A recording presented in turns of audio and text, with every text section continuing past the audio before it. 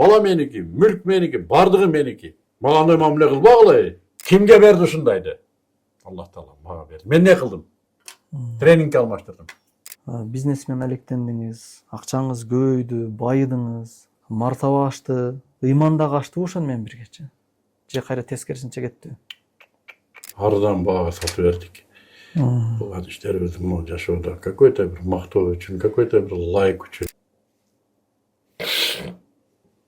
Tüket almış etmem var. Şu işleri kıldın, sen onu kıldın, bunu kıldın degen sayın yüreğim tilini otadı. Şunu aytganda ben bankrot okşayım. Kichine olsa da işte olayın dedim. Uyalbay barayın dedim. Ben al utula lekmin de öyle. Иншалла. Ушу сөздү уккум келди эле да иншалла. Разы Ben болсун. utula lek bolsam gerek. Erten trening ötpey koyboyum. İnşallah Allah ömür verse ben kesibim taşı da ötörüm. Сиз кимсиз? Şunu aytam. Bana barbiradır. Hökümet alıp bergen kiyim menen çıgam efirge. Toyga kiyip arayıneten berbeyt onu. Kayra alıp koydu. Piyada barıp gel, jö barıp gel. 4 balam men jatakanada jaşayım. Şunday kedeyliktin tünde el bilbeyt bunu. El jaltırap çıksan o deydi. Tuvalet juğan bok tirapka men kelip yüzge çapkanlar. Menin estağfirullah kapır söylegen sözün ayırmam yok eken. Kabanın aldına varıp kargayım degen adamlarım var hele. Şunday niyet kıldım ki umraga barıp Kabanın aldında şunday durup çögölep durup kargayım bana şu akmaktardı depçi. Ал убакта медицина алсыз болчу, болду өлөт. Çubak ölgen yok da. Akazmen uruşkandayla varıp jaman kılat adamsız Eksiz düşün töreseydi oşunday. Emeler var ha ben çubak. Oturgun da mı nereye? Çubağa din Allah üçün jakşı köretedim. Ököz köp uruşatlık. Biroq an men uruşkanda rahat ele de.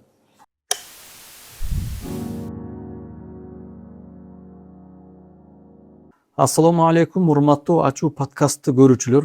Бүгүнкү пикирлешүүбүз өтө ачуу болот. Пайгамбарыбыз айткан: "Кулил хакка валау кана мурран." Ачуу болсо дагы жалаң акыйкатты айткыла. Бүгүн сиздердин алдыңыздарда Кыргыз Республикасынын маданиятына, эл агартуусуна кызмат кылган, ыйманга даават кылган көпчүлүк ишкерлерди, бизнесмендердин ишин жеңилдетип, бизнес тренингдерди дегеле жакшылык иштердин баарында өзүңүздөр күбөсүздөр. Алдыда келген ажекебиз Мыктыбек Арстанбек. Бүгүн сиздер менен Аллах менен болгон мамилебиз жөнүндөгү түз ачуу сөздөрдү сүйлөшөбүз. Бүгүнкү сүйлөшүүдөгү суроолор негизинен ажекебизге эмес, ар бир адам өзүнө бере турган суроолор. Анын жообу сиздерге кандай болот? Ар ким өзү ичинен жооп бере берсин. Жооп табылбаганын иншалла ушул маяктын аягында таба алабыз. Кош келипсиз ажеке. Аллах разы болсун. Hoş gördük. Биринчи суроо: сиз кимсиз? Сиз элдин баардыгы билет, эл алдында абийирлүү, орду бар адамсыз, бирок Аллах алдында канчалык деңгээлде кадырыңыз бар? Сиздин өзүңүздүн эсебиңиз боюнча, оюңуз боюнча айтыңызчы, канчалык ордуңуз бар? Bismillahirrahmanirrahim. Ustaz birinciden stüdyonuza çakırganınızga Allah razı olsun. Jana maga suroolor salgan ekes, ben yarımına çeyin karadım da andan ары karagan jokmун. Men de nedir kalыс жооп berim geldi de. Daýarlangym kelmedi. Suroolaryňyzdy düşüngüm de kelmedi. Sen oşul studiyada düşüneyin dedim. Mende suroğum var. Men jooptorumu uguga özüňiz daýarsızby? Биз негизинде жалпыбыз даярбыз. Алла разы болсун. Ugalasızby? Угабыз.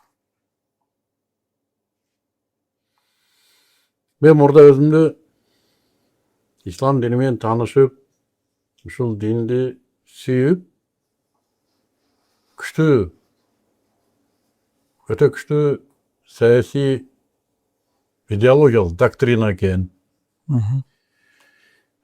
adamların yaşoosун öte жеңилдете турган, жubata турган, ушундай bir tertip eken. Bunu alıp gelgen adam Hazreti Ustazımız Peygamberimiz sallallahu aleyhi ve sellem keremet adam eken. Alamların jaratuvчусу, egesi, tarbiyat konandası bolgan Rabbimizin süýüktүү zat eken. Jana biz oşol Rabbı Taala'nın kuluyuz. Bul jaşoo kulluk üçün kelgenbiz dep jaşaganday boldum ele. Akırkı 7-8 жылдын içinde men özümdü joğutup bolan oşayında. Sen kimsin dedi. Tildim uçunda durar men kulmun degen. Awut kimden kulusun? Hazır yelne mukteyi bölüm alında turup çıga. Kimden kulusun dedi. Jürögüm ne deyip bilbeyim. Akılım aytat Allah'tan kulumum. Logika aytat Allah'tan kulumum. Kılgan amallarımды karasa kimden kulum? Kimden kulum men ustaz? Elden kuluma. Belkim. Belkim üy bilenin kulumum. Belkim üy akçanın kulumum. Bilberim. En kimin? Kanday da öyleysin.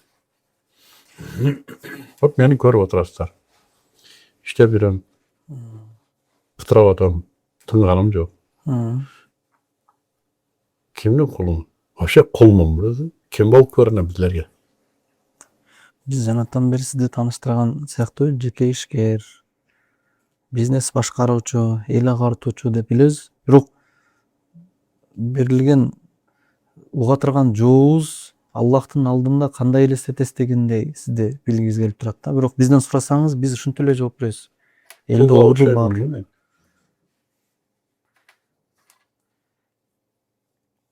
Лилля.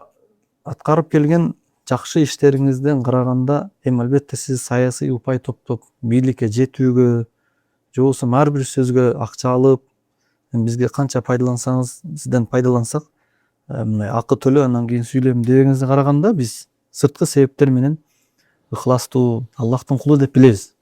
Allah razı olsun. Bu men yaşamam biraz жеңилдетет. Men akır kezde kayra isteye başladım da men kul edip. Allah'tan kulu olup yaşap gelettim ele. Kayaka davdırap ketip kaldım. Kayaktarda жүрөм, nelerdi kiyip жүрөm, nelerdi minip жүрөm. Kanday ibarat kılıp atam. Egem men kulmun, oşonun kulumun desem egeme kanday mamule kılıp atam. Жол базарда адашып калган баладай болуп калыпмын да. Азыр алхамдулилла энди кайра кулдукка кайтканга аракет кылып атам. Алла разы болсун. Негизи мен көрө элекмин да ошо жакынкы күндөрдө моюнга алып алыш дагы өзүнчө бир кыйын да. Мен чынында айтканда деп туруп жалаң сүйлөнгөндө коо сөздөрдү сүйлөп авторитетти көтөрө турган, мактана турган сөздөр менен жашап калбадык го көпчүлүктүн элдин арасындачы. Көбүнчө далилдегенге ката кылып алып деле, жок мен бунун аркасында бир максат бар эле деп эски тарых бар го. Тарыхта Аллах Таала адамды жаратамын деп жаратты. Ошол убакытта шайтан моюн албай койгон. Адам жаралса, жерге түшсө, биз кылган жаман кылыктарды кылбай койсо, мен ката чыгып калам. Ошол нерсени азырга чейин адамды адаштырганга аракет кылат, өзүнүн акташ үчүн. Бирок адам чын айтканда сиз айткан сөздү кылган. Роббана заламна депчи, биз ката кылып алдык депчи. Ошол себептүү даражасы көтөрүлүп кеткен да. Аллах разы болсун сиздин берген жообуңузга. Бирок сөздүн башында айткандай эле биздин подкастыбыз ачуу подкаст. Пайгамбарыбыз айткан ачуу болсо дагы сүйлөшөбүз. Сиздин жашыңызга баарыбыз жеткирсин. Сиздин кылып аткан иштериңизди биз дагы аткарыш насип кылсын, бир чекесин болсо дагычы. Бирок ушул суроону дагы деле бергим келди. Ушул убакытка чейин сиздин өзүңүздүн акыретиңиз үчүн эмне кылдыңыз? Бизден сурасаңыз кайраданчы, биз айтышыбыз мүмкүн, сиз мындай ишти кылдыңыз деп бир китептин жарымына чейин айтышыбыз мүмкүн. Бирок бул жүрөктөн жооп бериле турган. Балким ушул сүйлөшкөн сөзүбүз эч кандай просмотр албашы мүмкүн, эч ким көрбөшү да мүмкүн, чыкпашы деле мүмкүн, бирок акыретиң үчүн эмне иш кылдың депчи. Men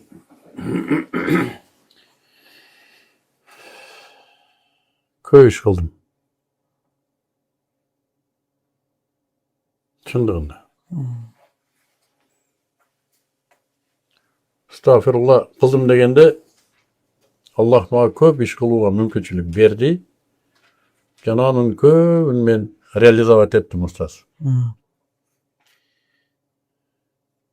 Maqtanış üçün emes. Prosto aytkim kelip otadır. Eger siz bunu açık süйлöşöbüz debegeningizde kelbeyt elem. Men erten kayra köp ketişim mümkün. Biroq bugün ahvalım uşu.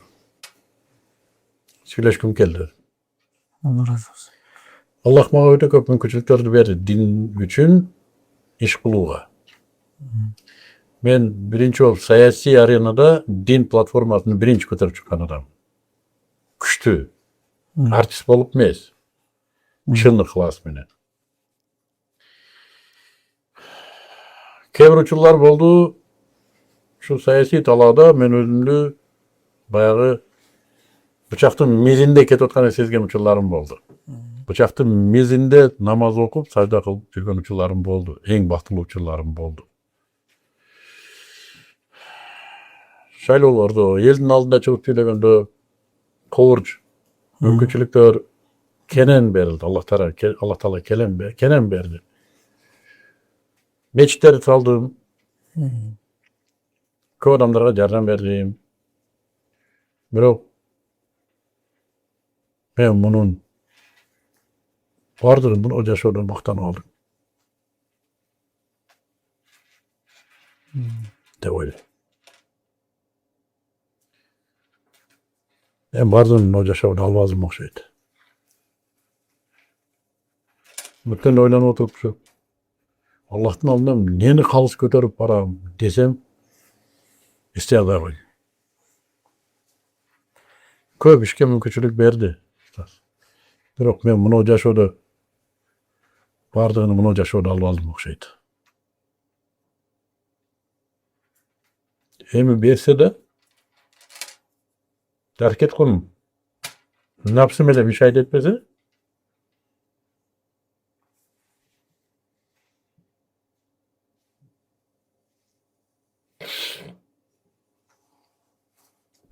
tüvet aldım okşaydı ben var.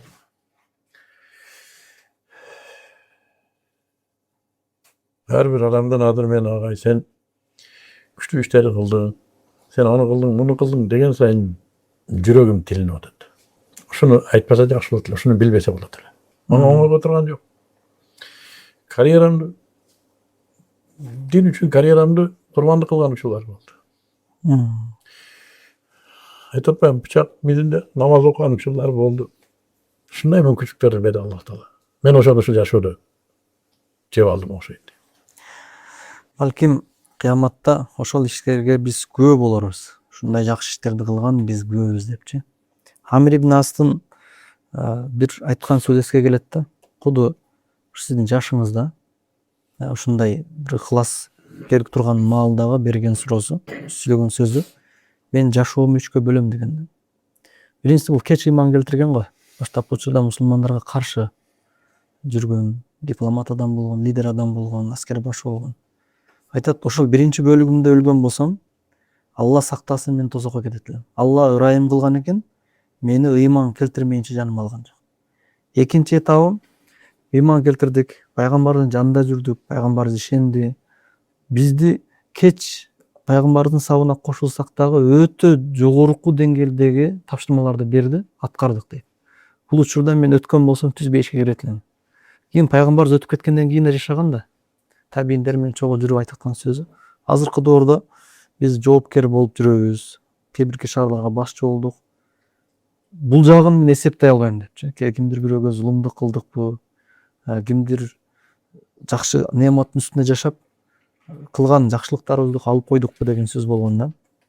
Иншалла бул жүрөккө тиешелүү маселе. Аллах Таала эсептейт.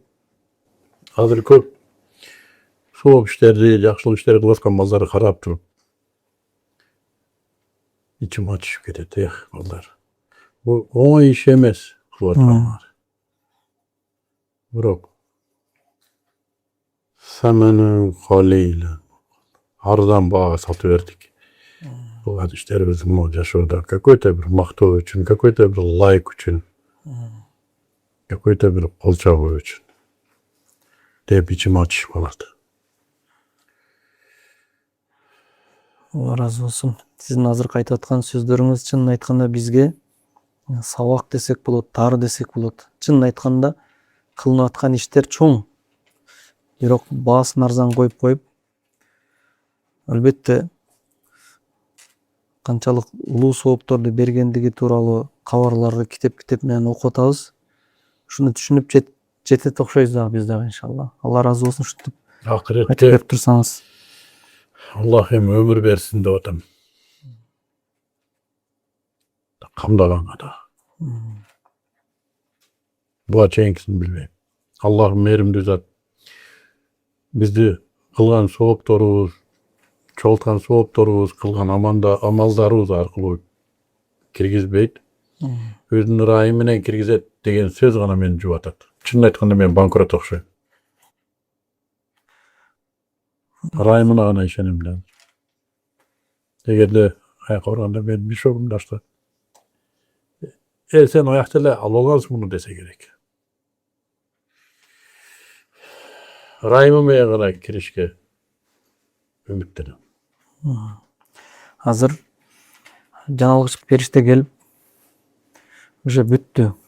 Кеттик десе, ушул нерсеге даярсызбы? Yok. Kichine olsa da işte olayın diyordu. Dua kıl otur. Ben bunu hiç kaçan Allah ömrümü uzun kıl deyip dua kılmışım. Мурдан туа алган эмес. Hazır dua kıl. Allah'ım ömrüm uzun. Kichine uyalbay barayın diyordu. Rabbim aldığında uyalbay barayın dedi. Kichine bozu yani. Şunday kötürüp barayın. Soğuk, köp. Allah'tan yaxşı görgən pendesi bolu başka nesi okşaydı. O başka nesi okşaydı. Bir hareket kılıp göreyim dedim. Акыркы учурларда көп иштерди кылдыңыз, жеке ишкерликти кылдыңыз, бизнесмен алектендиңиз, акчаңыз көбөйдү, байыдыңыз. Ошол менен бирге мартаба ашты, ыйман дагы аштыбы ошону менен биргечи? Же кайра тескерисинче кетти? Аллага жакындалдыбы же кайра аркага кетти? Көргөнү болду устаз. Men hazır aytып at, erteң тренинг көрпөй койбойм. İnşallah Allah ömür verse men kesibim taşı da öteverem. Daha da bizneske үйrөтөм. Bilgen önörümdü görgü alып kete bilir. Bирок Allah Taala bergen sabakты düşüngönümde aytıp bereyim dedim tam da. Açık olsa da. Ben köp yıllar kedeylikte yaşadım da. Ustaz. Televizyonda kedeylik hükümet alıp bergen kiyim menen çıkam efirge. Toyga kiyip arayıneten berbeyt onu. Hayır alıp koydu. Piyada barıp gel, jö barıp gel. 4 bala men jatakanada yaşayım. Şunday kedeyliktin tünde el bilbeyt. El jaltırap çıksan o deydi. En baktılı uçullarım oşu olgan eken. Çın aytam. Keyin Allah uşunda körsün degenbi özüm kütbegen avalda akça geldi. Özümde taң kalçım bu. Şunu kılıp koyganım üçünde şunday nerse kel var. No, bunun bari ayağı olat dedim dağı. Kevir işleri kılıp koydum ben. Elhamdülillah. Bирок ошол жеке өнүгүү бизнес бул адамдын nafsine байланган маселе да. Bir günde 80-90 adam ben işteyim. 8 saat butumda turup işteyim. Kirip toğuk çokuğanday namaz okuyacağım. Din jönünde oylanış çok. Baştapkı 1-2 yıl uşunday oldu. Bir gün oturup özünün videolarımda karasam menin estağfirullah kapır söylegen sözün ayırmam yok eken. Bunu onu kılsan bununday bolat diyor adam. Anlık kesiptin. Bunu kıl Allah Teala diyor adam. Naticanı şuna koyup koyuyor. Sebebini ayt adam. Estağfirullah. Uşunday öttü beparva. beskонтрольно. Bunu men jön-jerin alıp söylep atkан жокмун албетте. Практика көрсөтүп атат. Бирок дин менен текшерүү болбой калган, анализ кылмай болбой калган, диний парасат отуруп калган. Бала кирип кеткен процесске. Көрбөгөндүн көргөнү болот. Бул молдону баяганы эң опасный учур экен. Сыртында денилиги кала берет экен, ичинде алиги кедейликте жүдөп отурган нәпси юху дейт экен. Жолдорун ачып алат экен. Аллах менен прямо телефон чалып сүйлөшкөндөйчү. Анан bir ay катуу удар болду мага өзүмдүн сөздөрүм. Стоп. Анан өзүмдүн сөздөрүм ревизияга отуруп, ичине акыйданы актарып, мага айтмакчы стоп болгонго эмне түрткү болду? Бир да жол даватка чыкпай калыптым. Даватка эми чыкпай калыптым. Жамаатка барбай калыптым. Эч жерден сабак албай калыптым. Устаздар менен зиярат жок. Эч диний сакафат токтогон. Бүт. Bir yol bir medreseni bitken bala geldi. Sakalçan. Köp sakalçanlar gelip okuy başladı. Men dini de oylaydım bu. Ben bir reklam okşaydı da. Anam bir bala ağay men size bir sırrımda aytayın dedi. 4. modulda aytıyordu. Men buna trening kekergençe namazı huzu şu men okuyttum dedi. Şonu jogotup koydum dedi. Çürögüme dünya kirip ketti dedi. Başıma ketmen sap men bir koygon dedi onda. İçinde olsam imanım kağan okşaydı. Sen ket dedim. Burada yaşamam yaxşı dedi. Gerek yok sağ olun. Çün bunu жүрөгүмдөн ушуну айтты. Korkup kettim biz. Anan videolarımı görüp bayağı revizya kılınan. Oşanda bir sarasep salsam, вообще diniligim sırtımda ele kalıp durur. Başka eşteke yok, hiç kim menen muamele yok. Sözlerim kapırdın sözünden ayırması yok.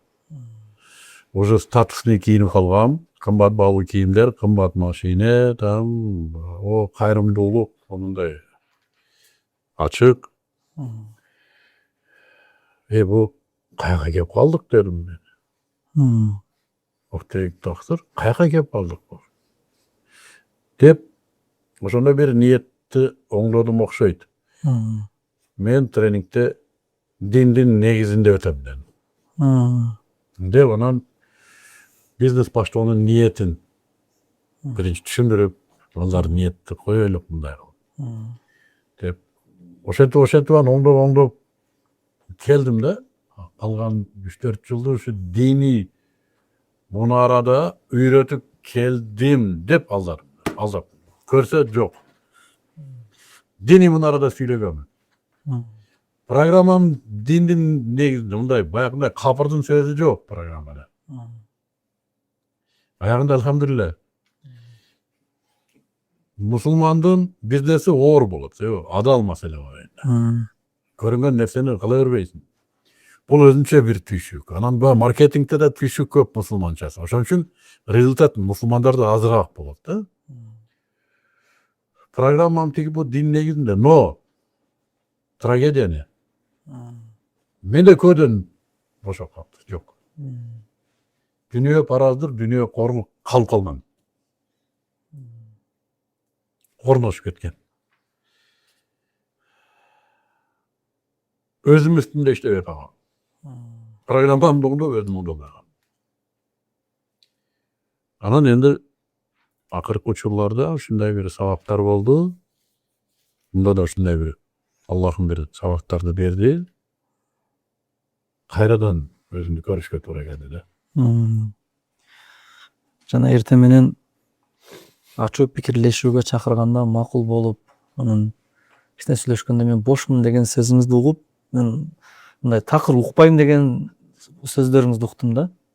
Мен бошмун деген сөздү угам деп ойлогон эмес элем. Бишкекке 2-3 жолу атайын барып дагы сизге жолуга албадым. Өзүңүз дагы айттыңыз, Меккеде жолуктук. Меккеде отуруп, ал жерде ибадатка барган үчүн көбүнчө иштерди бирөөлөргө дайындап барганыңыз бош элеңиз. Өзүңүз да айтканбыз го, бул жерде кармап сиз менен сүйлөшпөсөк, Бишкектен, Кыргызстандан жолуга албайсың деген. Ошко да тез келип атасыз, бирок жолуга албайсың. Мен Ошко 3 жыл каттадым.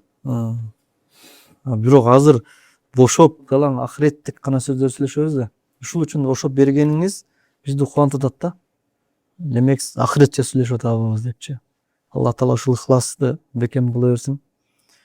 Мен ушул суроону берейин. Абу Бакыр Сыддык, бул дагы ошол сиздин жашыңызда айткан сөздөр да. Атайын ушуну издеп чыктым да. Мен бейишти көрсөм дагы, жаннатты көрсөм дагы, ыйманым кыпындай өзгөрбөйт деген.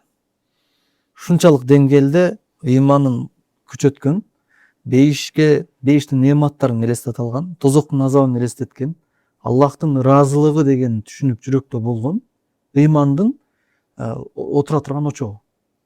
Эгерде азыр мен бейишти көрсөм өзгөрбөйт деген. Азыр сиз бейишти элестете аласызбы? Эгер тозокту көргөн болсоңуз, пайгамбарыбыз көргөн албетте.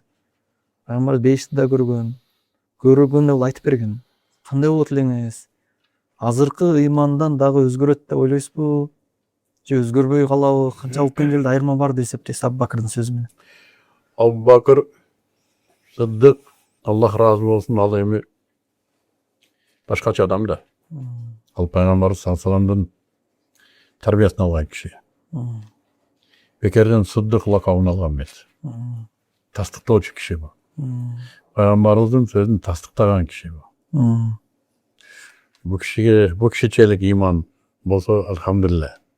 Но мен ушу сурооңуздан кыяз айтам.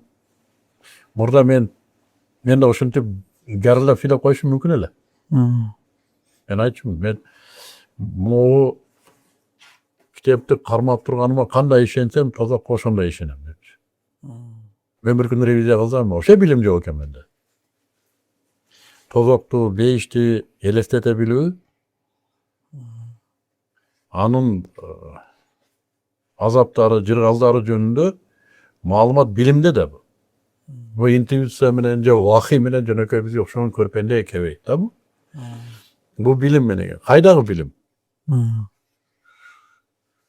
Кайдагы билим? Мен 2015-жылы сиз билесиз. Мисирге мен билим алганы кеткем. Көз. Мен 50 жашымда билим алганы кеттим Мисирге. Рекорд. Мен Аскарга студент болдум. Билесиңер.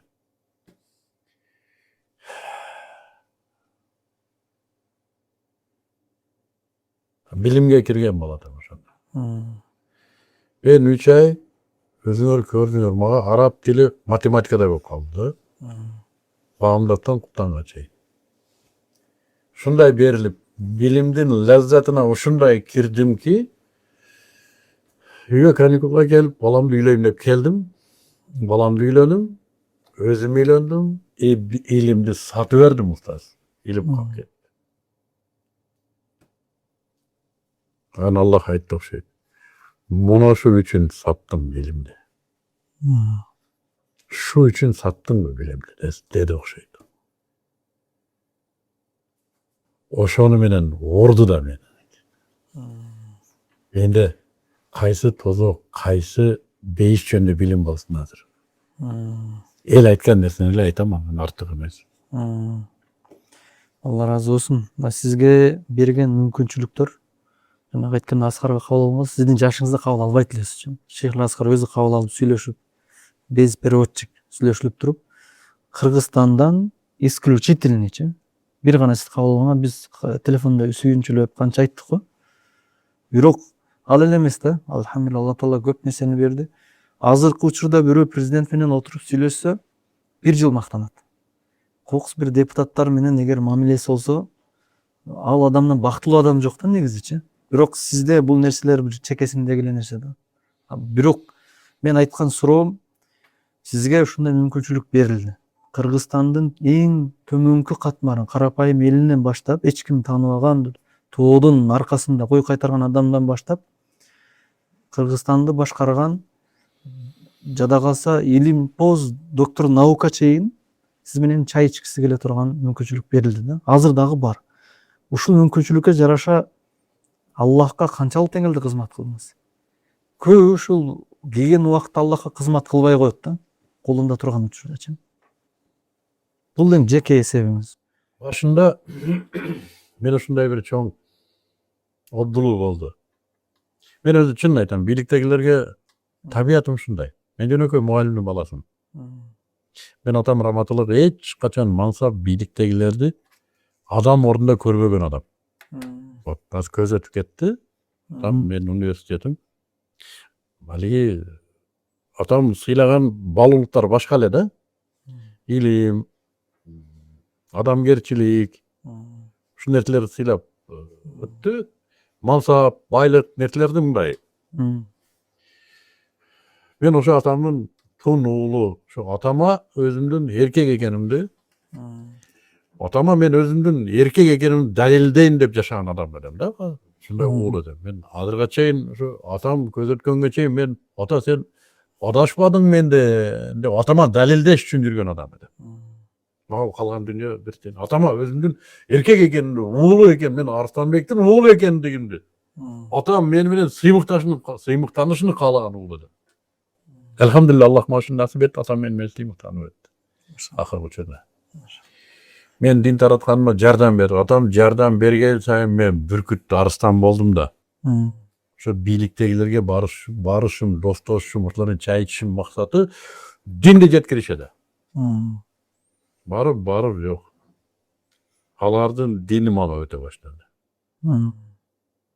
Бара алар арак ичкен тойлорго бара баштады. Өткөндө вообще бир чоң конфликт болду. Эки үлпатым параллельно той өтүп. Унусуна барган жокмун арак ичпейм деп. Арак ичкен жерге барбайм болду деп. Мурун эле барчу эмесмин, бирок кээде барып эми кошумча алымча бар деп. Экинчисинде да ошондой барып эле босогодон кайттым, бирок муну барасың мага келбедиң.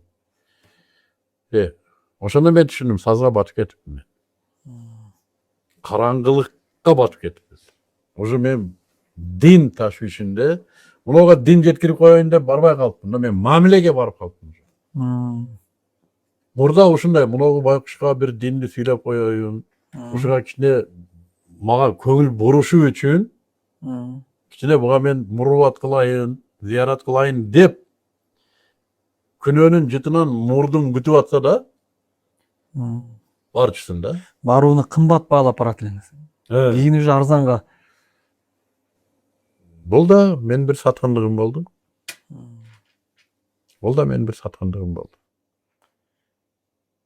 Өткөндө бир киши мага айтты. Кыйрап эле азыр дин таратпай калдыңбы деп. Билетиме айтты.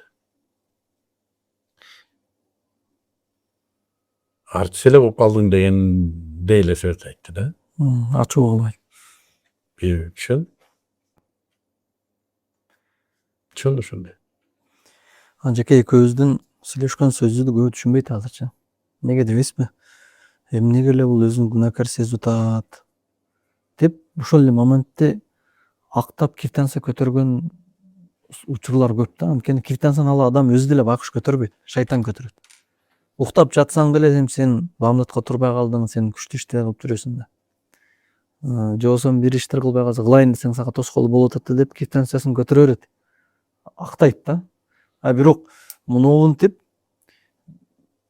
ишти аннык өзүнүн чегинен дагы ашыра кылып атып деле бирок өзүнүн кемчилдигине алыш бул улуулук негизичи. Алла кабыл кылсын. Чынын айтам. Мага барбир азыр. Хазрет Умардын хадисин бир акыйкаты. Акыреттин эсеби келгенче өзүң эсебиңди бер деген майда сөзү бар. Ошого эсептеп кой. Мен ошону эмнегедир ошо сиздин көрсөтүүңүздө сизде алым киши менен сүйлөшкүм келди. Мен эл түшүнсүн, даже мунун аркасында балким дагы мен Аллахым балким дагы адамдардын сөзү ар кандай болушу мүмкүн дагы сыйлап калсын. Валлахи. Анда ой жок да. Алла кааласаңыз чыгарып айлап коем. Мен бул сөздү Аллахка айтып атам. Сиздин маңдайыңызда отуруп мен Аллахыма айтып атам. Раббым, мен саткындыгымды түшүнүп атам.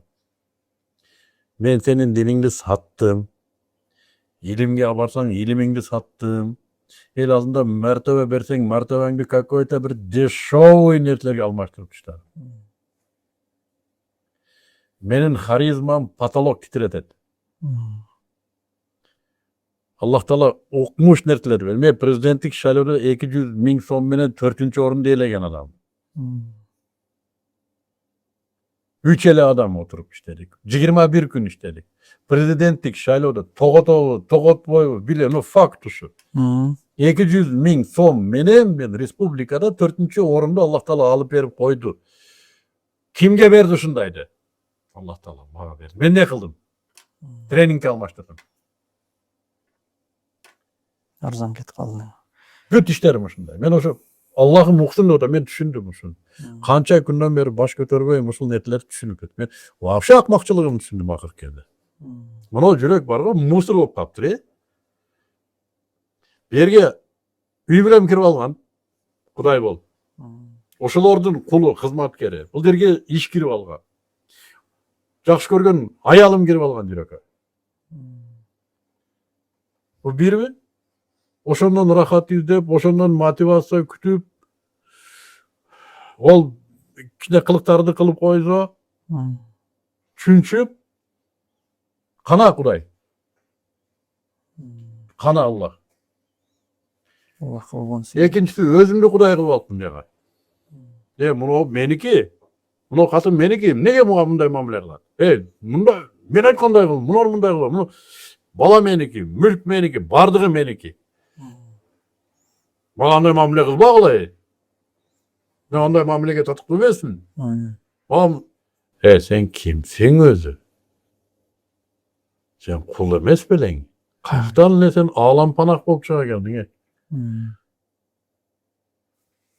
Menin tegeregimde yürüp, bolgan kıyanatlıklarga Allah Taala şunday közümdü jap koyupdy, kulagymdy möhürlüp, körbe kapını. Anan ayt, men düşündüm, Akbak sen şunu bilbeysin, kayakta men minde otagyň sen.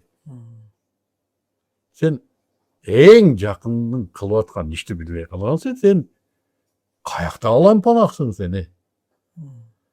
Toys, ahırkı çırda hazır. Uşu men alek alır. Men daha trening ötem, kurslarda ötem, birok nafside, canda, mede, akılda, zihinde bolotkan transformasiya uşu. Allah'ты kayka koyup koygonuňyzdy tapmay karakaytadan bazarga kirip adaşpagan baladay. Hazır dağında Allah'ıma şükür uşul paýtda ölüp kalbaganybızda. Bu kapilet bolmak üçin, bu gafilun. Kapilet bolmak üçin. Elhamdülillah hazır oşon üçin bu adamların körüşü, aytkan sözü, kommentariýlerinde belkim kimdir bir täsir beret düşüngendir. Men onun üçin süýlep atgan jokmun. Hazır bizdin süýlep atkan sözübüz köpçülük adamdın içindegi ele ötken oyu, uşintiп Allah'ın aldında özünün darajasyny ölçögen adamlar ayta turgan sözdөрdü mындай til menen çıkarıp aytatabız da. Antkeni biz ушундай көп болгон учурлар болгон. Меккеге адамдарды алып барабыз. Тынбайла барып калабыз. Ар 15 күндө bir. Ушунда кээ-бир адамдарды көрүп, ошолордун ыйманына суктанабыз. Кабаны көргөндө Allah'tın алдында бүт арманын, күнөөлөрүнө тоо кылып сүйлөйт. Кээ-бирleri тилине чыгарып берет. Болбосом бүт Кыргызстанды дөңгөлөтүп жүргөн адамдар Allah'ım men бул жерге келгенге мен татыктуу эмес элем, алып келдиң деп шүгүр кылыпчы. Ошол учурлар өзүнчө бир бакыт. Биз ошолордой ыйлай албай калып да арман кылабыз да. Бирок ошол катып калган. Бирок ошол учурда дагы эми ал адамдарды деле сизге айтып аткан жубатчу сөздөрдү сүйлөйбүз да. Бирок сиз айтып аткан сөзүн Умар радыйаллаху айткан сөзүн эстедим да. Ар качан мен жубатуучу сөздөр менен ажеке сиз кылган иштериңизге биз күбөбүз. Насип кылса Аллахтын алдында даражаңыз жогору болот деп сүйлөп, бирок сиз аны эсепке албай атасыз мен канча сүйлөгөм. Умар радыйаллаху анху ушул сиздин жашыңызда шахид болгон. Баамдат намазында эртең менен туруп, Абулу ал-Мажуси 8 ирет канжар менен сайып өлтүргөн, ууланган. Бул биринчи рекетте кулады, экинчи рекетти артынан Абдулла ибн Аббас намаз толуктады. Намаз бүткөндөн кийин эсине келгенде Биринчи кезектеги эле кыжылатчылыгы жамаат намазын таштап койбоду экен мен алип болуп депчи. Намаз окул дегенден бир аз жеңилдеди дагы, артынан жубатуучу сөздөр айтылган. Сиз пайгамбардын жанында жүргөн адамсыз. Пайгамбарыбызды кууруп жүргөн адамсыз. Жакшылыктарын бүт айтып кетти анчы. Сиз кайгырбаңыз. Анткени Умар радыйаллаху анху болду, дүйнөсү түгөндү. Табыптар келди дагы сүт ичиргенде ашказандан агып чыгып кетти. Ал убакта медицина алсыз болчу, болду, өлөт. Бирок сөз угуп атат. Сиз пайгамбарыбыздын ишеничин алгансыз. Пайгамбарыбыз жанында мынол иштерди кылгансыз. Сиз исламга киргенден кийин элдер көкөрөгүн көтөрүп сүйлөп калды. Сиз айткандан кийин аркаңыздан башкалар сүйлөп башташты. Сүйлөсө болот экен деп. Дегенде Умар радыйаллаху ушу сөз айтканда, ушу сөздөрүңүз окшошуп кетти. Ал-магрур антум гаррартуму. Өзүнөн кетип калган адамдар баягы, жакшылыктары менен олугуп, мен кыйынмын деп кеткендер, мына силер ушинтип олуктуруп койгон адамдар. Деп айтпагыла деп жакшылыктарын айттыртпай койгондо. Бул адамдар Уктатат. Ошон үчүн Аллах үчүн кылган ишти жашырып кылыш керек экен. кайра өзүңө карап иштетип коет тең. Напсиге мактоо аябай жагат да. Напсиге жагат. Логика менен да келет да. Мен ушу кичине машырканып калышым мүмкүн. Бара адатка барып просто уктап каласың. Мен бир устаздын китебинде окудум да шуну. Аллах кечиримдүү дейсиң, балким сага каары келип аткандыр деп. Ушул мен ташвишке салды. Мен мындай иштерди кылдым десем аргумент көп. Буну мен айтып атам да, буну адамдар айтып атат да. Ким билет Аллахтын алдында мен киммин на самом деле? Киммин? Ким билет муну? Ким билет муну? Адам мунун ойлогондо мен бардыгын кечирип иштедим, устаз. Мен кечире албайм деген нерселер бар эле. Мен кечирбейм деген адамдар бар эле. Чын айтам, Аллахи. Тилимде кечирдим деген менен түпкүрүмдө кечирбеген адамдар бар эле. Даже ушу акыркы учурда мени аябай кордоп, ушундай укмуш болгон акыбалында да мен ушу өмүрүмдө бирөөнү каргаган адам эмесмин. Кабанын алдына барып каргайм деп калган адамдарым бар эле. Шуну кечирбейм точно да. Кабанын алдына барып каргайм деген адамдарым бар эле. Ушундай ниет кылдымки, умрага барып, Кабанын алдында ушинтип туруп, чөгөлөп туруп каргайм мына ошо акмактарды депчи. Аябай катуу мага эме берди. Ыза берди. Өтө катуу ыза беришти. Мен шулар кечирип иштедим. Мен өзүмдүкүн түшүнгөндө булардыкы мага өтпөй калды. Мен тообаны түшүндүм, тооба кылган, тооба ичиңди өрттөгөндө башка бирөөнүн таарынычы жеринде болот экен. Аллага жагынууга болгон аракет болгондо эмне эсепке албай калды. Аларды мен аяп, устаз, азыр 5 убакыт намазда дуа кылам мен аларга. Эмне үчүн? Мен өзүмдүкүн көрүп билип атам да, алардыкы менден да ашат дейди. Бул байкуштар эмне болот? Аллах ушуга хидаят бер. Шул да тооба кылып алсын бул жерде. Бул истидраж менен кетпесин. Истидражга кирип калгандары бар. Биз акылга салсак. Ошон үчүн тооба кылган адамдын белгиси бул кечире билиш окшойт. Кечириш өтө оор нерсе экен. Муну бирөөнүн ызасын кечириш үчүн өзүңдүн күнөөңдү мык жуткандай билгенде кечирет экен. Сен көзүңө бирөөнүкү көрүнбөй калат, барчы нары деп. Барчы кечирим, бар жоколчу нары. Мынакта менин акыбалымча так болуп атат. Сени менен эмес, өлүп кет, сени кечирдим, бар жок. Кечирдим сени, болду, көрүнбө, давай. Аллахым муну кечирип койчу сени да. Муну акмак түшүнбөйт. Өзүң менен алек болот. Азыр жарымтып аттан кийин өлүп калсаң эмне болду? Ошон үчүн күнөөнүн кадырыны тооба кылган билет десе, мен мурда башкача түшүнчү экен. Эми азыр деле мен кыйрат тооба кылдым дебейм, мен Oğurluğunu düşündü. O tövbe oyuncuk emes eken ustaz. Tövbe nefsini ulam öldürüp hayra tiriltüde eken. Tövbe jaman katı uğradı eken. Tövbe bul katı udar eken adam. En oğur çındık. Özün bilgen çındık, özün jönündögü. Adam uşuğa toktobойт экен да, өзүн билип калыштан коркот экен. Men şunday özүн билип калыштан коркуп эле турмушка алып барышып, жүгүрүп, өзүн герой кылып жүрө берет экен, бирөөлөргө тарынын бирөөлөр менен урушуп, стоп деп тормозду басса, мынерден бокко болону калган болот. Суфьян Сурин айткан сөзүнө улуу алымчы. Эгер адам өзүнүн катасын казып, чукуп, өзүнүн үстүндө иштеши менен алек болгон болсо, бирөөлөрдүкүнө убактысы жетпей калат депчи. Эгер тетирисең, бирөөнүкүн чукуш менен болсо, өзүнүкүнө убакыт жетпейт, өзү аптак болуп калат дегендей. Бул жүрөктүн кесели. Биз ошо бирөөнүк менен чукулап да жашап калдык, баалоочу болуп калдык, эксперт болуп калдык. Бирөөлөр мени үй бүлөң боюнча экспертсиң, сен билесиң, мына акмак азыр мындай кылат, мындай, сен дайымсың, о берген оокатыңды милдет кыласың, ону уничтожать этесиң. Өзүңө убакыт жок. Айтып атпайм, акыркы ошо мен жек болгон окуялар. Сен кимсиң дедим да бул окуя. Кто ты такой? Алхамдулилlah. Мына бейишке кирүү бир нече жолдон турат да, өзүңүз дагы жакшы окуп билесиз. Эгер Аллах ырайым кылса, эсепсиз кирип кетесиздер, ушулардын катарына. Түз эле силерге эсеби жок.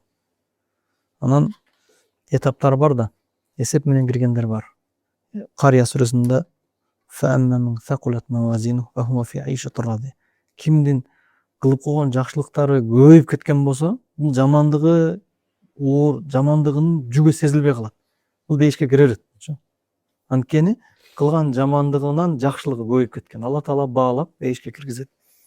Та кимдир бирөөнүкү жетпеши мүмкүн, бирок Аллахтын динин бекем карманган, пайгамбарыбыздын жолуна измей сүннөтү бекем карманган, пайгамбарыбыз дуа кылып жүрүп аны кичине жардамдашып киргизет. Аллахым саллим уммати депчи. Анан дагы бир орундар бар да. Эгерде ал нерсеси дагы жетпей, тозокко түшүүчүлөрдүн катарында болуп кулап баратканда, аны менен бирге жакшы амалда дайым чогулган адамдар болот да. Аллахым нул адамды кечирген деген адамдын шафааты менен да кирип кете турган учурлар бар. Ол Куран тафсирлеринде келет, күнөөкөр адамдар ыйлашат, кан ыйлашат. Мен дагы паланды жакшы дос тутуп койбопмун депчи. Сахабалар да, улуу алымдар да ушуну адат болгон да. Өзү чынын айтканда жакшы амалдарды кылат. Бирок ошол маалда өзүнүн дагы күчтүү жакшыган амалга жабышкан солих адамдарга жабышып алган да. Кечке алар менен бир тууган да, диндеш бир тууган да албеттечи. Ансыз күн өтпөй турган кыла алган. Не деп коет? Бизде запасной вариант кармаган да. Кокс өзүмүн жакшылыгым жетпей калса, бул бейишке киришине мындай мүмкүнчүлүк көбүрөөк да. Ушул дагы бир жардамдашып жүрөт депчи. Менин айта турган суроом, мындай ушундай солих адамдар барбы? Мисалы аты фамилиясын түз айтпасаңыз деле, мен түшүп баратканда деле муну таштап койбойт. Бизнесмендер бар го мындай. Могул шеригим бар, мен банкрот болсом тиги колдоп коет. Ушул жерде бул эми андык китептерде айтылган себептерден да.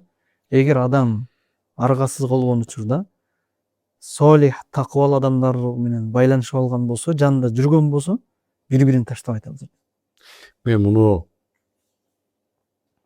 Кыргызстанда бизнести баштаганымда Кыргызстан халал индустриясынын өнүктүрүү борбору менен баштадык. Мен ошону менен башталганында диний чөйрөдө Шериктер ага пардалар жаба баштадым да. Өзүм жаба баштадым. Мен ого чейин сыйлап жүргөн адамдарды сыйлабай калдым.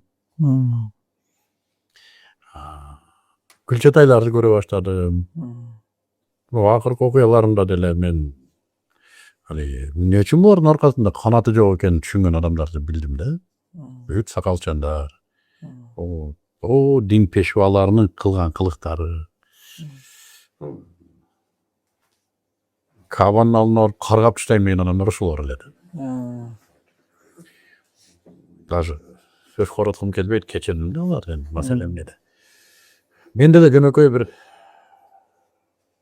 arsız adam ekemim de mendele irenci itkemim de. Şu irenci oturup canında çıkma kapattır. Çinetem ötkende şunday bir muhtaç boldum. Allah'tan özüne zarlap eyledim. Allah'ım ben muhtaçmadır sana. Canımda hiç kim yok eken. Öngürüp eyledim. Canımda hiç kim yok yani. Ben dünya dostlarım aytkan jokmun. Ben 10 binge jakın adam okuttum. Толтыралар пачка-пачкадан. Men mындай крутой бизнесмен деп мен олар айтқан жок. Азыр просто пешенемди кармап турган bir adam. Давлением 200'den түшпөй койду bir жума. Түшүрө албай койду врачтар. Ушундай кызарып, Аллахым мага просто азыр seni tapпай атам, муктажмын сага деди. Ошондо телефонумду алып мына ушундай чукулайм. Bir adamды таптым. Сүйлөштүм, отуруп. İyilerim ağzımda. Ağa da sizge okşap bari bir. Menden hiç kanda interesi yok. Al bir ekine sen de hiç berdi. Dağın ardından dağın bir ön taptım. Ustaz gereksiz dedim. 7 yıl telefon çalmadım. Men barayın dedim. Men barayın dedim. Kelet petöngüp beçere. Ne oldu sizge? Buna o sıra o cevap çok bol odat bende. Men maşinede oturup başımda kötür albay roldu bunu şimdi bir 2 saat şoqta biledim. Allah'ım bana cevap ver şu an. Şu ustaz gelip cevap verdi. Onda ilağanım aytma. Allah'ım demek sen beni körüp atat ekensin. Özüm sözüm jetkire tasna şu an. Oşentip hazır tegerengde 3-4 adam payda boldu. O ortasında özüm kalp. Adamlar köp, biraz özüm kalp. Çok. O dünyayı almaştırdın degende, vardığını almaştıra degen de ustaz. Bir değil. Büt bardı ketetken de dünyayı gördüm. Ahiretlik dostlar ketetken, din, kitap, ilim, teşviş, kan, fikir, davat, bardık almaşa degen de. Davat demekçi, vapşe özü bu iş neden başlandı dese, bu sıra Ramazan'da davatga çıktım ben. Oşonda men bir uçurum oldu, özüm baykap kaldım. Yüreğim sezip kaldı. Ömrüm bunday dua kılganı meselem özü. Kayaktan bilmeyim. Dua kıldım. Allah'ım beni şu dünyadan suğurup ettim. Beni suğurup ketken şu dünyadan. Nege bunday dua kıldım da bilmeyim. Dünya taşmışlarının alıp çıkıp etti bu. Büt bardık işlerim yaxşı ketip oturgan, dağınk, üy bile. Bardık elhamdülillah oturgan, bir yerden şu duanı dua kılıp, şu iyilep dua kılıp. Allah'ım beni şu dünya basıp etti okşa koydu. Davatlar. Davattan kelerim bile anısın olur başlandı. Allah'ım cevap verdi okşa etti de koydurdum. Bro, akida, bayağı çala. O dayar emes. Değer emez. Buna akıl odat, buna ümit odat, buna bunda edep жүрüp bukvalno 3-4 gün borup oturup sarasep salsam bir yıl kanday yaşaganım esimde yok. Ötken yıl kanday yaşaganım esimde yok. Neler oylanıp yaşadım. Narkıları büt esimde. Maksatlardı koyup buna onu bunca son tamam buna bunday kılam buna kitaplı çıkaram buna çıkaram okutam bunday. Buna o 2004-2005'ti. Kanday yaşa koyganım esimde yok. Emnege? Allah beni dünyadan kuup çıkkan gün, baştalgan günden başlap, şu günge çeyinki gün men uykudagıday içimde transformasyon bolup turdu. Mine elimde. Çok tapay şu tuman içinde de жүрüp turmун mine elimde oşo. Anan akırkı bir aybay katı bir okuya boldu. Şol okuyada bunu men azırga çeyin özüme singire elekmин ушул окуяны.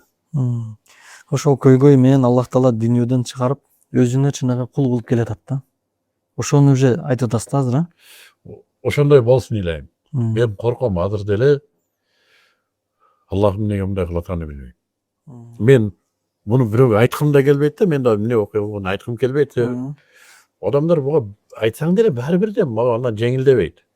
Adamlar çeçe almaydı bari. Maga bundan jeňil bolboýdy. Bu Allah'tın tagdyry boldy. Men şoğa razı boldum. Şunu men kabul aldım şunu okuyanı. Dağı bu okuyanın dağı kimler için kanday hikmeti var bilmedim. Kim bunları kanday kollanat bu okuyanı bilmedim. Öte köyüne bu okuyada hikmet var. Uşul okuyanın geroylarında öte köyüne sabak var endi inşallah. Ýerde jakşy düşünse. No men oylayım. Allah men jalgan aytýar. Men eň paydalanyp kalgany men boldum dodum. Höz trafika menen betke bir çapkanday boldu. Rasa jasanyp eldin aldyna çygyp muna şunday süýlep turgan adamdy bir uborşik keptirip, bir uborşitsa ayal ketip trapka men betke bir çapkanday boldu. Kimdi günöleyin? Uborşitsan o. Nege al çaptı seni? Men şoğa razı boldum.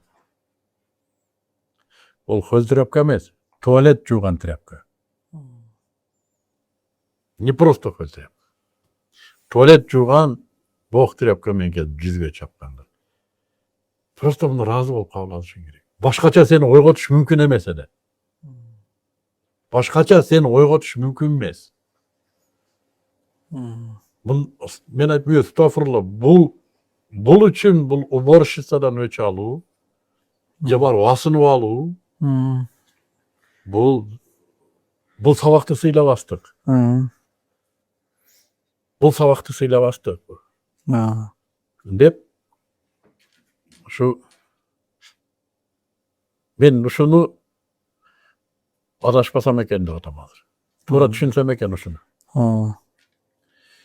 Allah'ım men aytgysy keldi. Bok trapka men betke çapkandan. Emnen aytgysy keldi. Men azırçen düşünbedim. Haraňgy tögüýükdamyn azırçen. Emne turat aldymda. Bunda men daşy kıraýmynby? Görsem bilbe.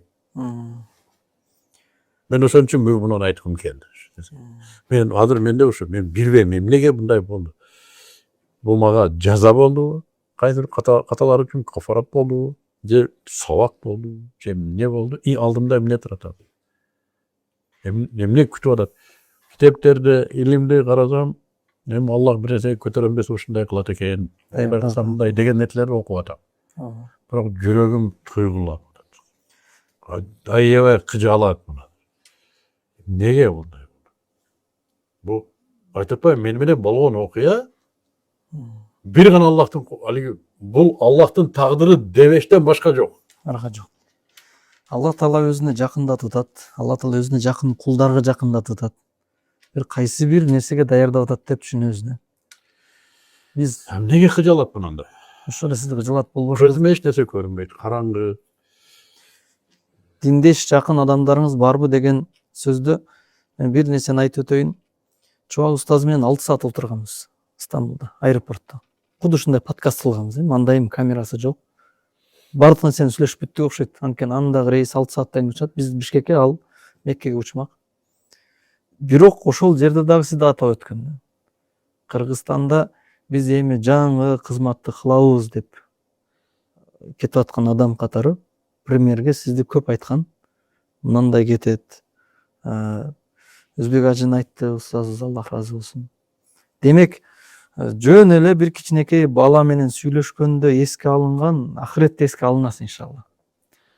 Ал жөн эле бир жанында кошуна болуп жашап, же бир чайга чакырып койгонуңуз үчүн эмес да. Ал уже кылган эмгектердин аркасынан болгон. Чубак ажы Allah разы болсун. Мен Чубак ажын Аллах үчүн жакшы көрөт эдим. Экөөбүз көп урушат элек. Бирок аны мен урушканда рахат эле да. Урушсаңыз кайра эстеп атат тең жакшы эле. Урушканыбыз мен рахат алат эдим. Ал алиги акасы мен урушканда эле барып, жаман кылат адамсыз сиз ушинтер дейт, ушундай эмелер бар. Мен Чубак отургам да менеге. Ушундай сүйлөшөт да, estağfurullah. Ачык сөйлөйт. Андай кылбагын. Муну карасаң, сиз муну каяктан алдыңыз? Каяктан алдыңыз? Өзүңүз эле фатва берүүрө муфти, сиз эле муфти болбадыңызбы? Муфти болбадың. Ушундай сүйлөшөт. Октосоң, Чубак, муну карагын деп. Çuvaktın bütün pendeligini eski almağında hiç kimde yok bir sıfatı vardı. Çuvak dinde kalыс edi. Din kızmatında kalısın. Dinde insaptı edi. Hmm. Bunu uşunusu menen Allah aldında darajalı oldu şu kişi. Hazır çuvak ölgen yok da. Tağla söyle var. O çuvak ölmeyince bir malda çıkmayı terli görürsün. Dinde kalыс bolgon üçün kızmatı Kalıslıktın ketip. hormatını gördün mü kanday? Ketip. Allah'ın altında. Tragediya şunda şunu jogotup aldı okşaydı orada. O dinde O pende kadar aytı da mı? Bir böyle köy bilmegen mamlelerimiz var köy. Yok insap çuvakta da insap men köreli. Oşonda tribunada çegenine bayağı köptürmeler, bayağı pahtakarlar, diye bu köktür. Kıldırıp onu böyle tolduradı da. Bira oşonun içinde insaptı saktap kaldı. O emes. Ошо инсафты сактагандыгы үчүн динге калыс кызмат кылган үчүн динге кызмат кылган адамдарды баалай берет эле да. Хот алар менен айтышкан болсо дагы кызматын баалап турчу эле да. Allah razı olsun. Bir жолу beni rasa tribunadan katı filattır. O jurnalistini kıl bir örbeyi ben de halaldan ne kılatır. O şu verin işini ele jalan kıldır canım ben de bir örbeyi öyle birasa tribunalar balanı celatır. Lan ben telefon çaldım. Acı kezden yok görseyler şöyle. Kaladan ben barayım. Ben bilen de siz jurnalist bir beleler kıl baş meylendiriп koysun. Kezden. Просто ikinci yolda uşundagı bili bilmeyi söylep koysam. Ama ben çıktırıp onda emes bunday desem doğu ketet. Desem bana geldim. Hasan Hacı geldi, Toygan Bay geldi. Ben 15 minut vaktim var ayting dedi. 6 saat oturduklar. Beri uqtadı tomalap. Birinci 2 saatte menüne tutuştu. Şu bu. Şu. Kim aytırtma? İkinci saatte üçüncü, dördüncü saatte onun gayrını aldınız. Şunday dep be. Açıkta hocam. Kalgan 4. 5. 6. saatte ona onday dep be. Şunday ekan, ben karashım gerek ekan.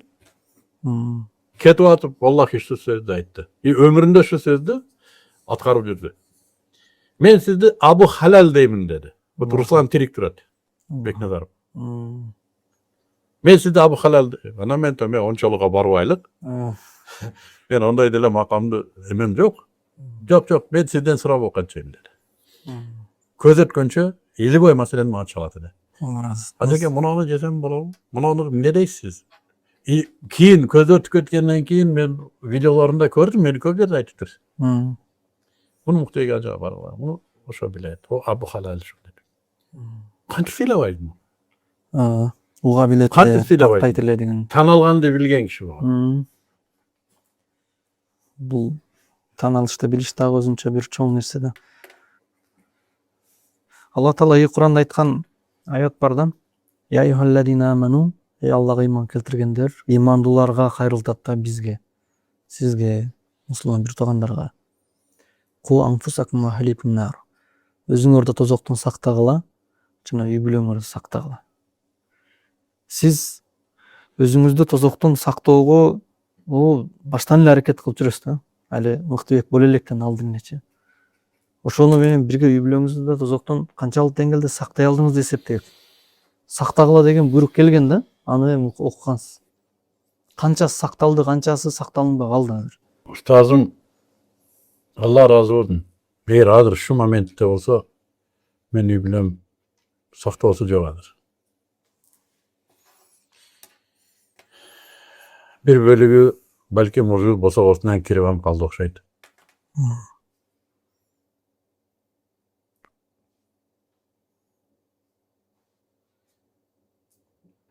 Herkim öz niblerini revize kılıp körsün. Yerde Allah'tan meyrimi menen karını men azırkı uşul ahvalımda, ezilgen ahvalımda körüp turganım.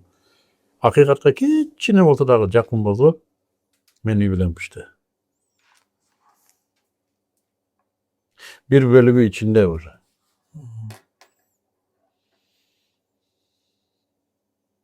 Şunday ahvalı var. Şu Аял кишилер үчүн оңой да. Эгерде намазын 5 окуса, пайгамбарыбыз айткандай, абийирин таза сактаса, көзүнө моюнсузса болду, 5 кирип кетет. Үй бүлөң сакта деп деле буйрук коет да. Бирок эркек кишиге оорураак да. Өзүң ход сажда кыла берип, килемди жыртып жүрсөң деле, жер тешип койсоң деле, бирок наркыларды дагы алып кетишиң керек депчи. Мен ошого шалдырап калдым азыр. Алып кетеленби деп. Дажжал чыгышына аз эле калды деп атышат. Бул мен эми ошо дажжалдын чыгышында ушундай болот экен деп өзүмдүн эмемди жеңилдетким келбейт. Менде да акмакчылыктар бар. Өзүмдү алмаштырып койгон үй бүлөмдү өзүмдү карабай койгондон кийин үй бүлөм эмне болду деген. Мен жоопкерчиликтен баш тартып качкан жокмун. İşteyim inşallah. Allah'ım ömür verse işteyim, bilbeyim. Kaç baştaşım diye bilbeyim. Ketkeni ketetem ne olduysa. Arasında uşundaylar var, oldu köber olanlar var. Namaz dede okuyut. Hem hazır var, bu başta bardığını bilirdi. Şununla edetten olsak, bir elemeyinik emez. Başta bardığını bilirdi. Az şeyhlerin bilirinde kravatta şeytan çoğu jetatadır. Şonun için açığı şunday, men bilemde çok problema. Bu iyimin, Allah men bolan problem. Bu işteyim inşallah. Allah'ım ömür verse buna kengeş otam bilem üçelerim ne. Keyle. Atanar boy kanı geldi. Bir de şunday doşka kıldım. Günde Allah bergen sabahты жазып otam. Şunday tıpkı öyle. Düşünür otam, bununday. Karagılan bunu onu. Sizlerde işteygile. Hazır düşüngönleri var, düşünmegönleri var. Ne? Men antörem degenleri var, aykanday var. No, bирок бага карабайм. Bir ustazыбыз айтып атат endi. Себептердин эң улуусу бул дуа деп атат. Men үйрөнүп атам дуа кылганда. Суранып атам Аллахтан. Mana şu kulagı жабык, көзү перделенген, жүрөгү тыгынданган адамга sebep etpeyt okşayt. Dua ile kılış. Şu sebep bolup ümitimdi üzbey atat. Köz ağzımda da öyle bayığı Allah'a muhabbeti var adamlar kiret göz aldıma da öyle. Menet koyam inşallah. Hazır kafbar üstünde çatat birbirlerine diyor. Allah razı olsun. Bundan sözdür menimçe жеке ар бирибизге эле сабак болуп атат. Сүйлөгөн сөздөрүндө сөзсүз дары турат түшүнгөн адамдар үчүн. Өткөндө Аллах сүйлөттү да.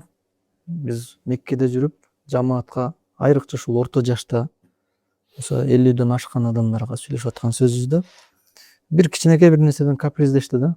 Алланын ыйык жеринде ибадат кылып отуруп, эми бир аз шайтан азгырыбы шашып кетти дагы. Кадырына жетпей үйгө шаштыбы ушундай болду да. Анан мен ар бирин билем да. Бизде мисалы группа алып барып жүргөн үчүн ар биринин ким акча төлөгөнүн, ким жибергенин анык да. Алып барган адамдардын бардыгын 100% билебиз да группаданчы. 90% балдар жиберген. Азыр дагы кадырын билбегендерчи. Азыр деле ошо Аллахтын ыйык жерине баргандар мен кой ушунча өмүр жашап койдум эң бул жагын ибадат менен өткөрөйүн деп пенсиясын чогултуп же могул менин акчам болчу деп туруп буюн коюн сатып баргандар санактуу эле. Ушул байкуш балдары жөнөтөт ошончу. Бирок ошо бала намаз окубаган баласы, бирок ошону сезип атат. Атам ахиретинде куруп алсын депчи. Союзда өкмөттүн малын урдап, кийин коррупция кылып, башка кылып, бул жагы картада жүрүп, ичиңде жүрө эле жүргөн адамдар да бирокчу. Эми тарыхын кээде билбесең деле 100 айтат. Анан Аллах ушул нерсени сүйлөттү да. Сиздер ачык сүйлөшөлү. Биз моундай ачуу подкастты көп жерде кылабыз да. Ушул маалга чейин бирөө үчүн кылбай кыл деген сөздү айтпайлы, бирөө үчүн кылбай эле өзүңүздөр үчүн кылган жоксуңар. Керек болсо ушул 14 күндүк ибадатка дагы өзүңүздөр келбедиңиздер ушун үчүн. Сиздин ахиретиңизди куруш үчүн балаңыз же бир дагы бир пулду болгон бир кошуна да бирөө жиберип атат. Анан ушунун эсебинен мунун кадыры жок болду, бекер болду. Эгер мына Кыргызстандан өзүнүн элинен баштап жөө басып келгениңизде мунул жердин кадыры башка болот эле. Бир канча эми союз эмгекке тарбиялаган экен деп союзда иштедик.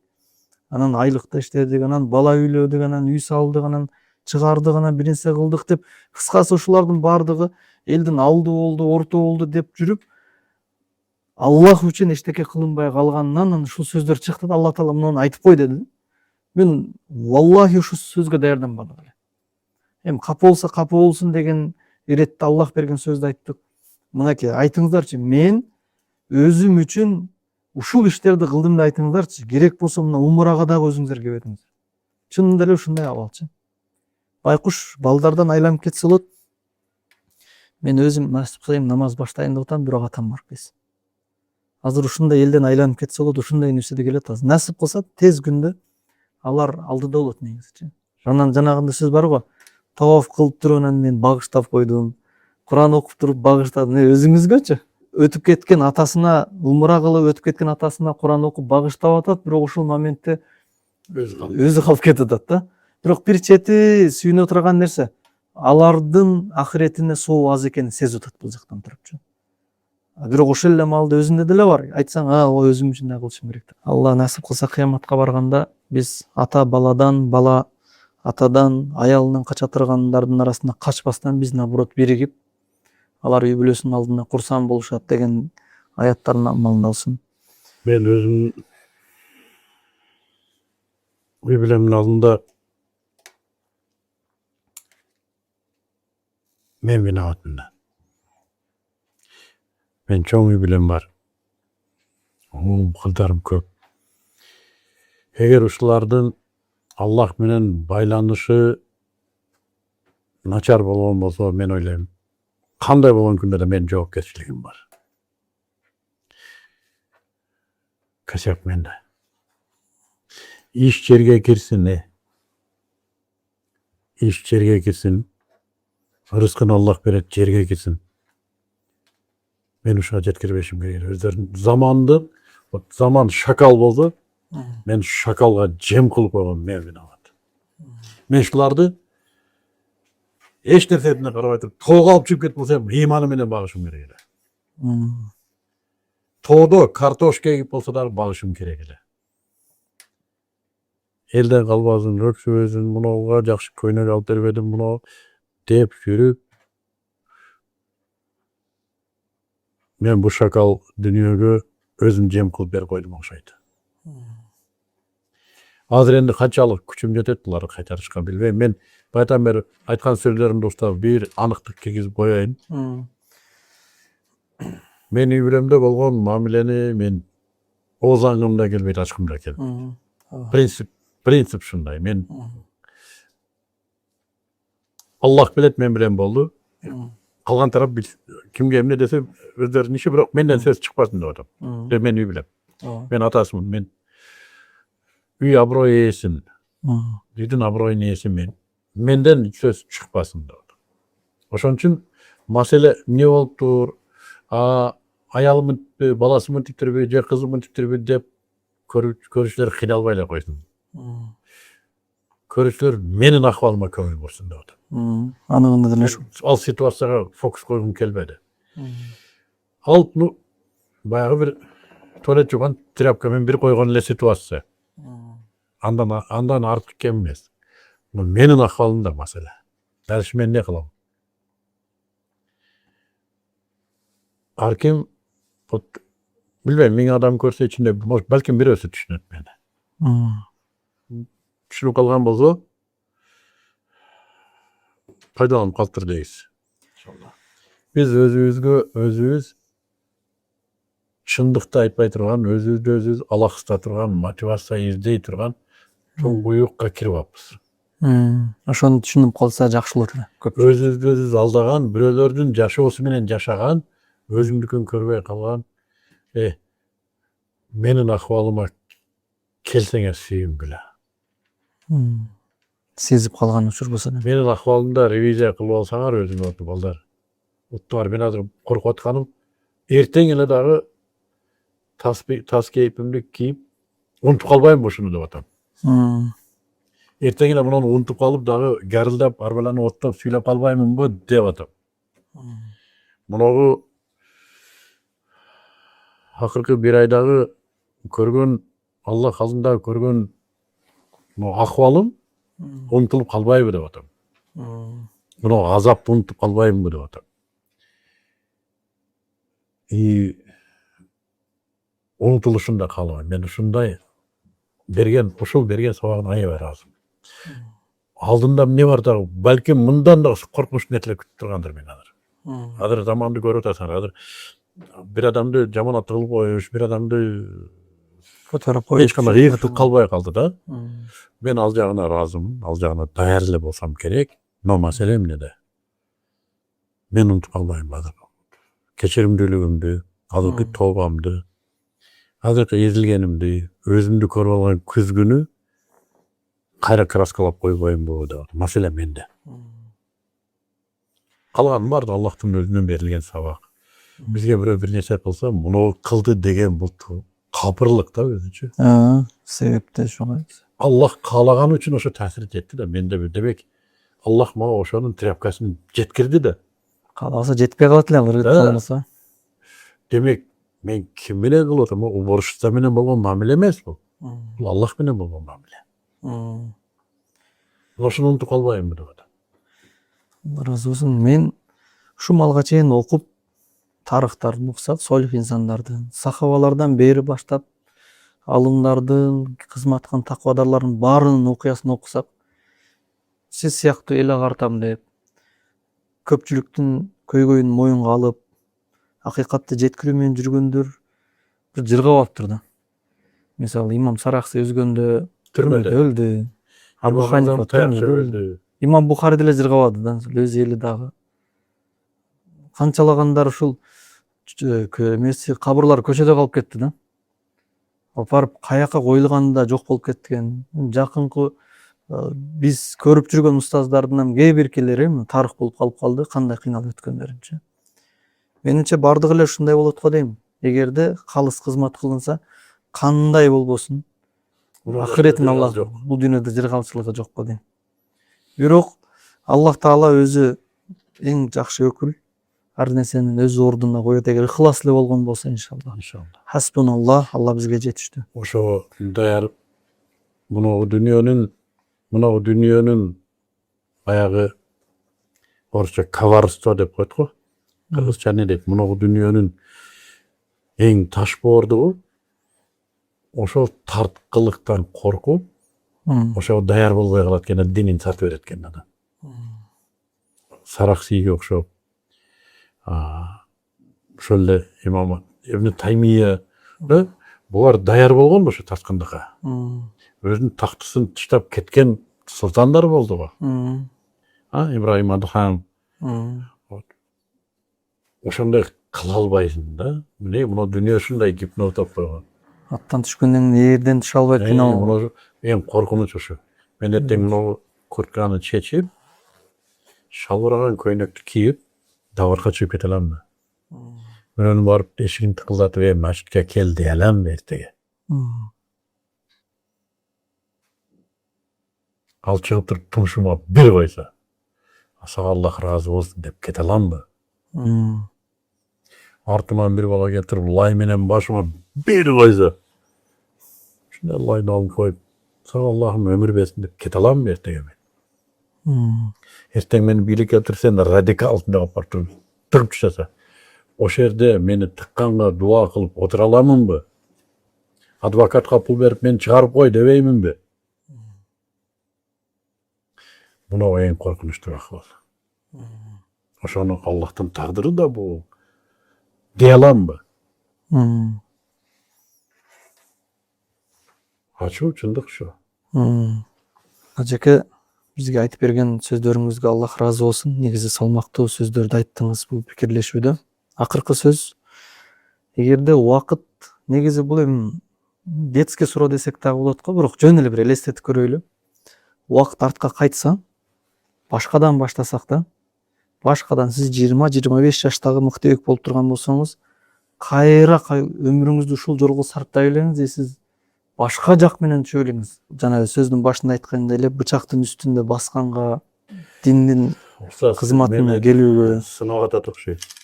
Эгер мен башкача өмүрдү басмакмын десем, мен буга чейин өткөндөн бери өкүнгөн иш жок. өкүнгөңүз. Ошонун Билгимге кадырына наразы болгон болуп калам. Мен кайра ушинтип жашамакмын. Алла разы болсун. Алхамдулилlah. Алла разы болсун. Мен ал утула элекмин деп ойлойм. Иншалла. Ушу сөздү уккум келди эле да иншалла разы Мен болсун. утула элек болсам керек. Аллах мени утулган кылбасын. Булар болбос бир черткиге ойгондум окшойт. Менден оор акыбалдарды көргөндөр болду го. Уктушаларды. Алардын отуруп ичип өтүп кетет го. Дагы да кичине ошо өз убагында түшүнүп тормуз тээп алганына өтө ушундай бир саадат тапкандай болуп атам иншалла. Башка тагдырды не хочу. Өзүмдүкү өтө сонун. Алла разы болсун.